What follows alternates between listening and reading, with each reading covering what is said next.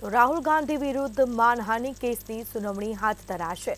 તો રાહુલ ગાંધી વિરુદ્ધ જે માનહાનિનો કેસ દાખલ કરવામાં આવ્યો છે તેની યુપીના સુલતાનપુર કોર્ટમાં સુનાવણી થશે। રાહુલ ગાંધી પર વાંધાજનક ટિપ્પણી કરવાનો આરોપ લગાવવામાં આવ્યો છે। અમિત શાહ વિરુદ્ધ વાંધાજનક ટિપ્પણી કરવાનો આરોપ લગાવવામાં આવ્યો।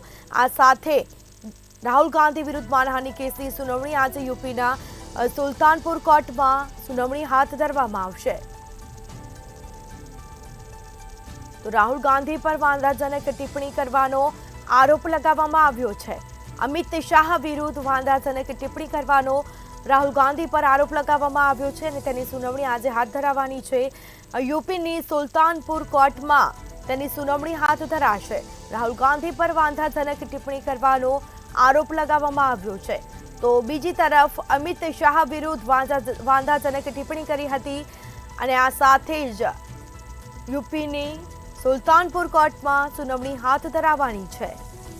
તો રાહુલ ગાંધી વિરુદ્ધ માનહાનિના કેસની સુનાવણી હાથ ધરાશે।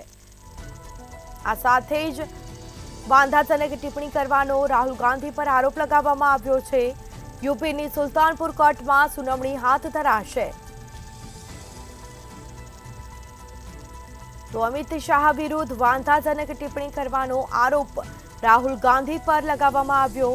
યુપીની સુલતાનપુર કોર્ટમાં સુનાવણી હાથ ધરાશે। આ મુદ્દે જેમાં રાહુલ ગાંધી પર વાંધાજનક ટિપ્પણી કરવાનો આરોપ લગાવવામાં આવ્યો છે।